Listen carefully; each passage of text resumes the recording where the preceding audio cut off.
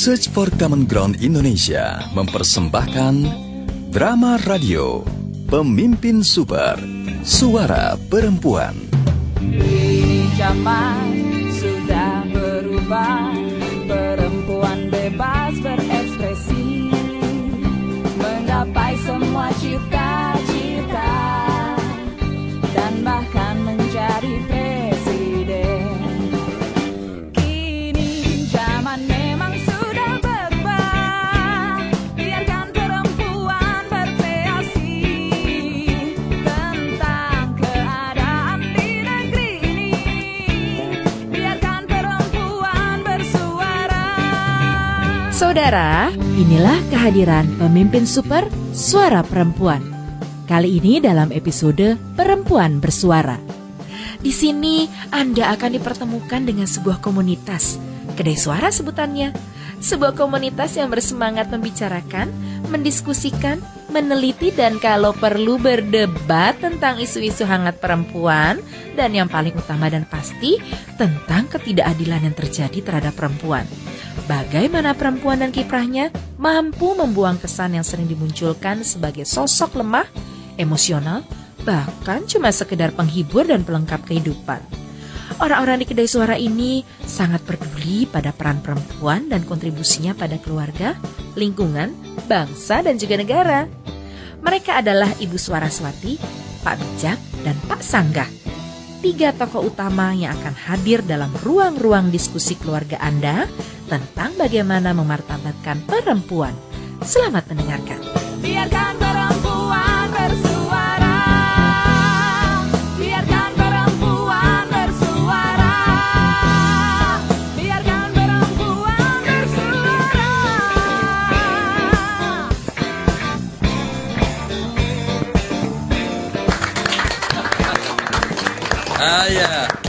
Terima kasih saudara-saudara.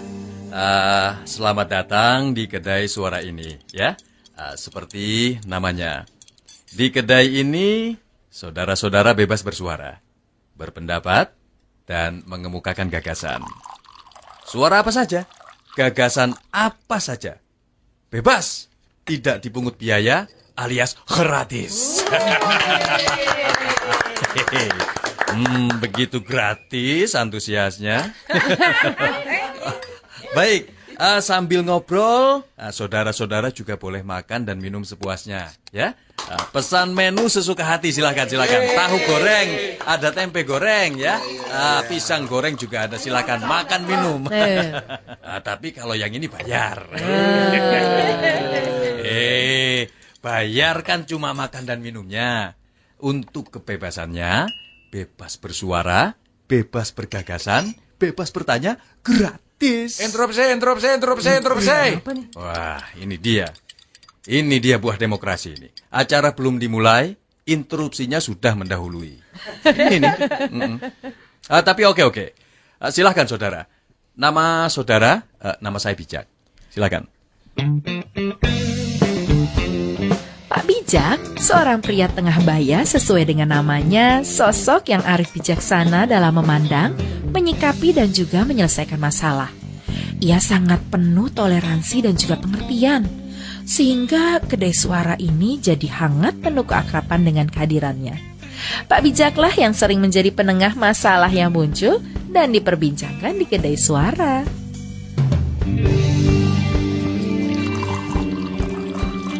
Nama saya Pak Sanggah.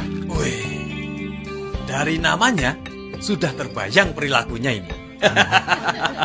Oke, baik, silahkan interupsi. Kok yang gratis cuma kebebasan bersuaranya?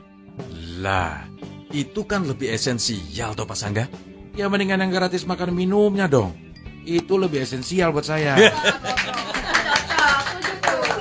Oh, oke. Bisa diatur. Ya harus bisa.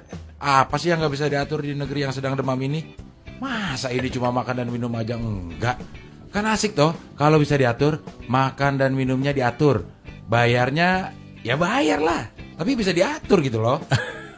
Anda ini jangan bikin bingung toh Pak. Langsung ke sasarannya saja. Anu maksudnya bisa diatur pembayarannya gitu. Masa gitu aja Pak Bijak ini nggak ngerti. Sederhana sekali Pak, bayarnya bisa diatur. Nggak sekarang, boleh besok-besok maksudnya. Wow, maksudnya ngutang gitu toh? Ya, halusnya kan ada Pak, yaitu pembayaran bisa diatur. Lah iya toh. Di negeri yang semua bisa diatur ini, ya apa aja harus bisa diatur dong. Namanya saja sudah Pak Sanggah. Apa-apa ya disanggah. Tidak mudah loh membuat Pak Sanggah ini serta-merta mengatakan ya pada masalah apapun. Sosok satu ini tak pernah kehabisan kata-kata untuk protes kejadian di kedai suara. Celetukannya yang kadang nyelekit judes, juga kegemarannya ngeyel menyemarakan kedai suara ini. Tanpa kehadiran Pak Sanggah, kedai suara terasa senyap. Para pengunjung kedai pun merasa kehilangan setiap kali Pak Sanggah absen. Aduh, serunya. Padahal kedai baru saja dibuka loh. Sudah begini seru debatnya. Nah, ini dia bintangnya. Saudara, inilah tokoh yang akan selalu hadir di kedai ini untuk bertukar gagasan, untuk mendengar, dan untuk menjawab seluruh pertanyaan saudara. Ibu Suaraswati. Ibu Suaraswati adalah seorang wanita cantik, energik, dan juga cerdas dan berani. Ia tak segan-segan menyuarakan kebenaran, apalagi bila itu menyangkut keberadaan dan kepentingan perempuan. Saraswati sangat peduli pada kesetaraan gender, pemberdayaan perempuan, dan juga perlindungan anak. Karena perempuan dan anak merupakan kelompok yang paling rentan dilanggar haknya dalam dominasi budaya patriarki. Kecerdasan dan keluasannya membuat Suaraswati disegani, namun sekaligus dicintai pengunjung kedai. Ia sering memunculkan ide menarik yang membuat kedai menjadi hidup.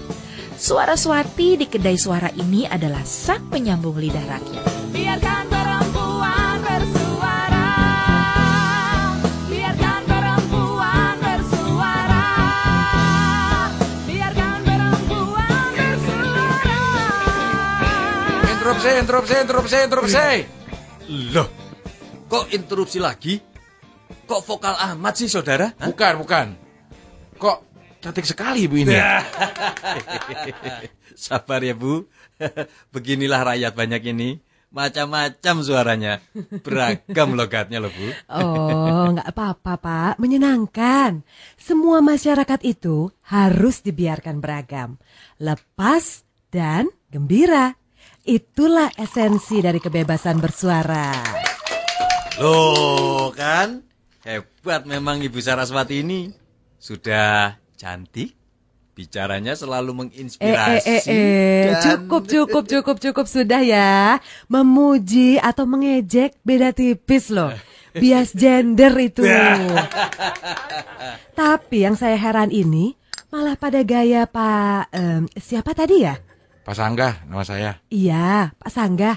Tadi kan bilang saya cantik. Memang. Ya itulah yang saya heran. Bilang cantik itu biasanya sambil mesra loh. Lah ini tadi kok sambil melotot. Ayo, ada apa? Bapak ini marah ya? Atau memandang rendah ya? Mentang-mentang saya perempuan ya? Loh. Ayo Pak Sanggah, kenapa tadi melotot? Marah atau memandang rendah? Ayo. Enggak kok. Saya enggak melotot. Emang dari sananya begini bentuk mata saya.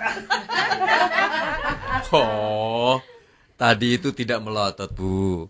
Memang bentuknya seperti itu. Jadi kalau ini persoalan casing, ya sudahlah.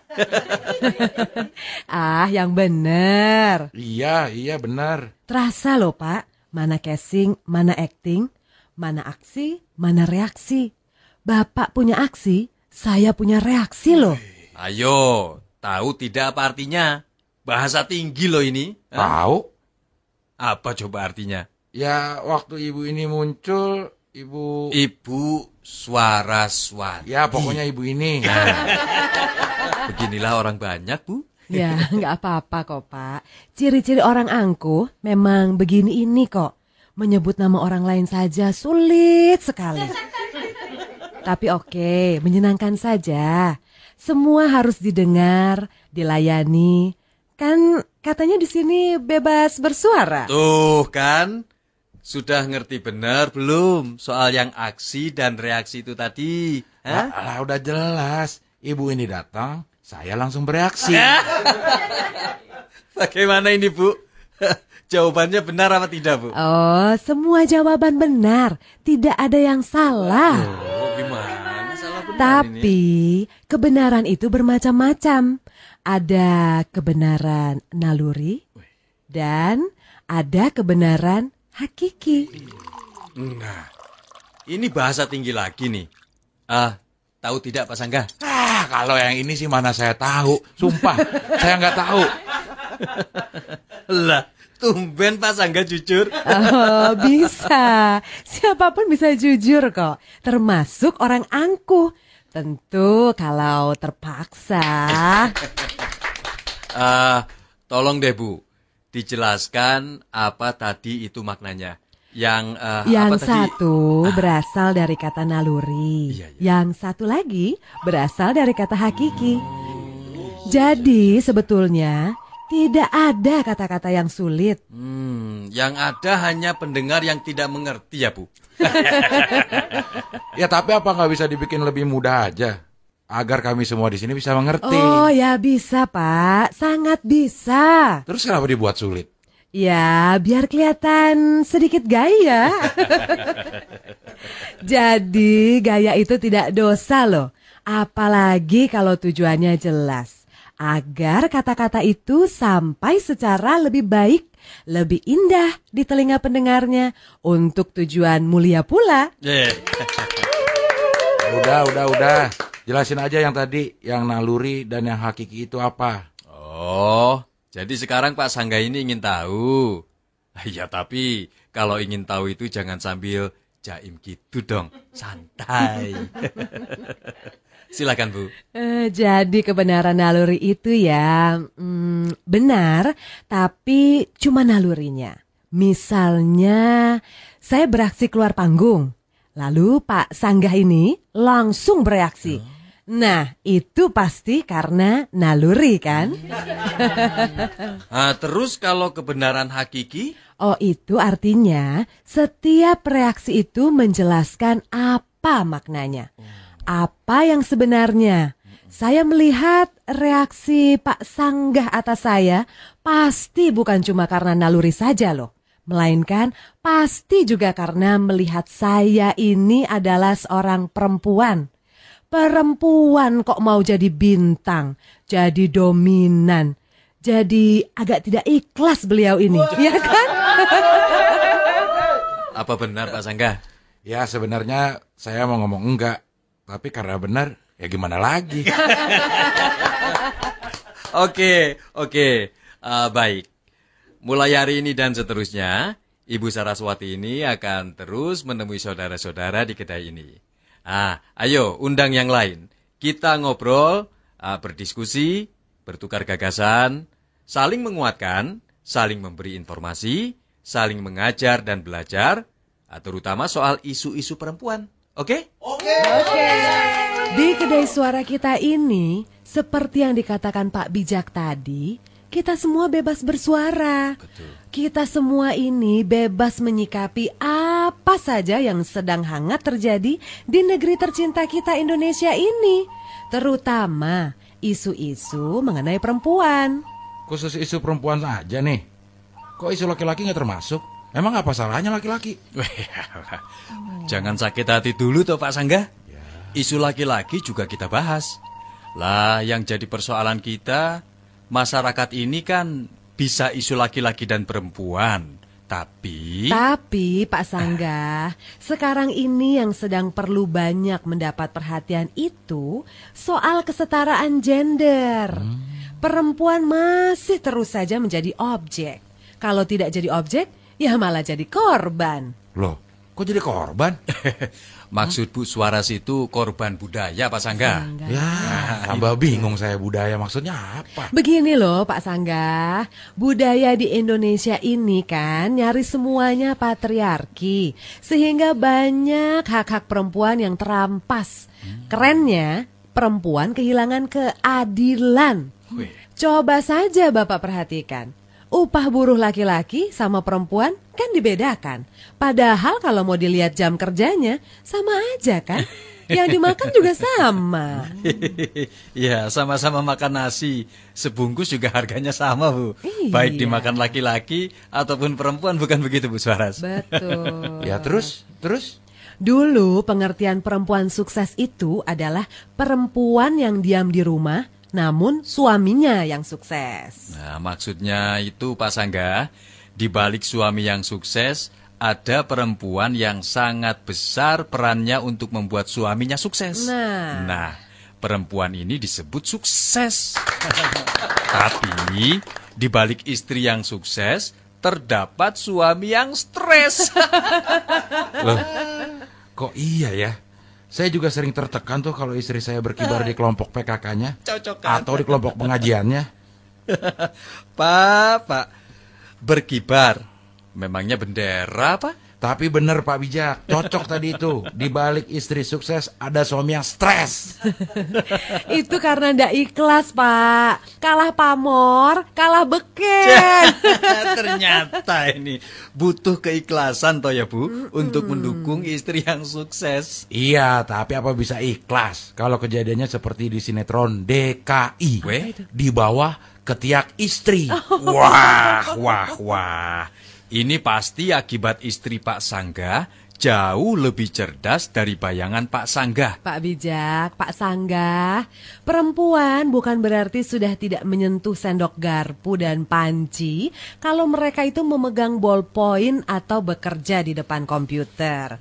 Jadi, kalau perempuan sukses di luar, itu pasti juga berkat dukungan dan bantuan bapak-bapak. Iya loh Pak Sangga.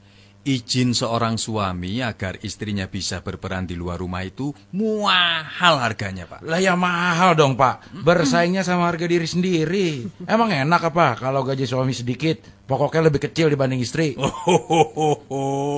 Itu cerita sinetron semalam kan? Yang terus istrinya mencak-mencak karena si suami marah gara-gara ndak dibikinkan minum. Sementara si istri ada telepon penting, gitu toh? Apa itu mencak-mencak, Pak? Mencak-mencak apa? Mencak-mencak itu marah-marah, Bu. Sama. Lah, orang nerima telepon penting, ya boleh toh, Pak. Menunda membuatkan kopi kan nggak haram hukumnya, Pak. Suami bikin kopi sendiri apa salahnya sih? Ya ndak lah, Bu. Tapi biar bagaimanapun, enakan kopi bikinan istri dibanding bikinan sendiri atau Pak Sangga? Betul tuh Pak Bijak, betul. Karena ada cinta di setiap adegan sendoknya. Ya toh. Bisa aja mencari pembenaran. Ini pembenaran toh Pak? Tapi maaf Bu, terus terang nih ya. Apa? Kok ya aneh kayaknya kalau istri sibuk di luar, terus kita nganggur di kamar. Nah ini dia nih. Perempuan itu, Pak, bukan berarti harus bebas dari dapur, sumur, dan kasur kalau dia punya kegiatan di luar, Pak. Zaman dulu itu, Raden Ajeng Kartini, beliau memperjuangkan kesetaraan dalam pendidikan. Nah, sekarang ini bukan hanya itu yang diperlukan perempuan. Perempuan harus didukung untuk ada di tempat yang layak dan juga ditempati perempuan. Seperti di pemerintahan dan juga di dewan untuk mewakili suara-suara kita. Oh iya. Nggak seperti dulu ya Bu.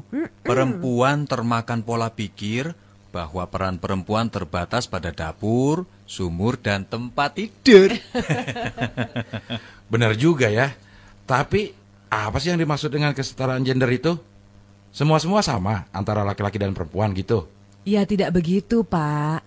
Kesetaraan gender tidak harus dipandang sebagai hak dan kewajiban yang sama persis seperti pertimbangan selanjutnya. Tapi melihat hak dan kewajiban maksimal yang bisa dilakukan dan juga didapatkan. Tentu saja yang sesuai dengan konteks keperempuanan. Ya, tapi maaf loh Bu Suara. Saya kok merasa rasanya aneh juga kalau perempuan mau semuanya sama dengan laki-laki, Bu. Apa ya bisa gitu loh, Bu? Bukan itu yang dimaksud kesetaraan gender apabila segala sesuatunya mutlak harus sama, Pak. Karena perempuan tentunya tidak akan siap jika harus menanggung beban berat yang biasa ditanggung oleh laki-laki. Betul nggak? Itu, Bu. Atau sebaliknya, laki-laki pun tidak akan mampu menyelesaikan semua tugas berat dan rutin yang biasa dikerjakan perempuan. Betul nggak? Iya kan? Benar itu, Iya Bu. kan? Itu saya setuju kalau itu. Oh iya, paham benar saya. Kesetaraan gender tidak untuk seperti itu, tetapi memberikan kesempatan seluas-luasnya untuk perempuan agar mampu berkarya dan melaksanakan hak dan kewajiban dengan lebih baik lagi. Gitu kan, Bu? Saya dukung sepenuhnya, Bu. Waduh, Dukung. Istri saya pasti senang ini. Dia itu perempuan dengan seabrek kepintaran loh. Dia pernah bilang, perempuan dengan segala kelebihan dan kekurangannya tentu tidak diciptakan sebagai pelengkap tanpa maksud. Gitu ya Pak Bijak? Wih, istri Pak Sanggah kan memang luar biasa toh. Siapa dulu suaminya? Kemarin waktu datang ke kedai beberapa hari yang lalu itu loh, terdengar dan terlihat kok cerdasnya. Pastinya. Siapa dulu suaminya? Terus untuk semua itu komunitas kita ini bisa berbuat apa ya? Ya menyebarluaskan apapun yang menjadi bahasan kita di kedai suara ini, Pak. Kan komunitas kita ada ibu-ibunya, kemudian anak mudanya. Nah, lewat Karang Taruna dan PKK, ibu-ibu itu getok tularnya. Betul, bapak-bapak, anak-anak muda di Karang Taruna, ibu-ibu di PKK, semuanya harus kita tulari pemahaman kesetaraan gender ini. Setuju. Demi masa depan Indonesia. Saya dukung. Saya setuju. Terima kasih bapak-bapak. Sama-sama. Betapa perempuan membuat dunia ini menjadi lebih manusiawi dan berwarna. Perempuan bahkan menjadi simpul majunya suatu peradaban yang di tangannya lah arah dan gerak bangsa ditentukan. Wah, Bu Suara Mantep, ini Bu. keren. Puitis, ayo tis. Seorang perempuan itu, Pak Sangga, Iya, tidak hanya bertanggung jawab untuk keunggulan keluarganya saja, tapi juga bagaimana menjadi ibu peradaban yang bisa membangun generasi super. Waduh, super. Ada hubungannya dengan Superman apa, Bu? Emangnya dongeng, Pak. Pak Sanggah ini loh. Terus terang nih ya bapak-bapak, saya sangat berharap kedai suara kita ini akan menjadi tempat berkumpulnya suara perempuan. Menjadi tempat yang bisa menjadi sumber inspirasi bagi perempuan tentang kesetaraan. Betul, Bu. Biar perempuan di kampung kita ini lebih cerdas dan tidak gampang dihapusi mulut manis para agen pencari kerja, Bu. Iya. Loh, apa mereka itu ngapusi? Berbohong toh, Pak? Pak Sanggah ini gimana sih? Katanya up to date, suka nonton berita TV. Oh ya. Maksudnya agen-agen yang ceritanya mau mencarikan kerja, tapi nggak taunya malah mereka yang dijanjikan kerja itu disuruh ngemis. Gitu. Ya, sebagian seperti itu. Makanya, sebagai orang tua, kita ini juga harus berhati-hati, Pak. Kalau nanti seandainya ada orang yang nggak kita kenal, kemudian menawari pekerjaan kepada anak kita. Wah, baik, Bu. Kita akan jadikan kedai kita ini rame dan regeng untuk bisa saling diskusi, ngomong, bebas ngomong apa aja, gratis bicara apa aja. Iya, gratis sih gratis, Pak. Tapi ngomong-ngomong, ini loh, lampu bagian depan ini Mbok ya dibelikan yang lebih terang, Pak Bijak. Supaya nanti kan lebih kelihatan elok kalau malam. Benderang gitu loh. Setuju, Bu. Kalau remang-remang mengundang minat untuk beremang-remang. Iya. Ngomong apa sih Pak Bijak ini? Maksudnya itu apa, Pak? Apa? Lah, kalau lampunya remang-remang, redup-sedup, kan mengundang anak-anak muda duduk-duduk di sana, Pak Sangga. Oh iya, bener itu. Nanti kena perda malah celaka ya, Pak. Nah. Ingat berita di TV kemarin kan? Dua-duaan di remang-remang ditangkap karena dianggap melanggar peraturan. Nah ini yang akan jadi bahan obrolan kedai suara. Pokoknya kita bebas bersuara di sini, Pak. Ah, siap, Bu. Ayo, undang yang lain. Kita ngobrol, berdiskusi, bertukar gagasan, saling menguatkan, saling memberi informasi, saling mengajar dan belajar, terutama soal isu-isu perempuan. Oke? Baik, besok saya akan ajak warga yang lain berbondong-bondong datang ke kedai ini. Saya akan panggil mereka sekarang juga. Tunggu dulu. Wah, enak saja mau pada pulang begitu saja. Ini tadi makan minumnya bayar dulu. Ya.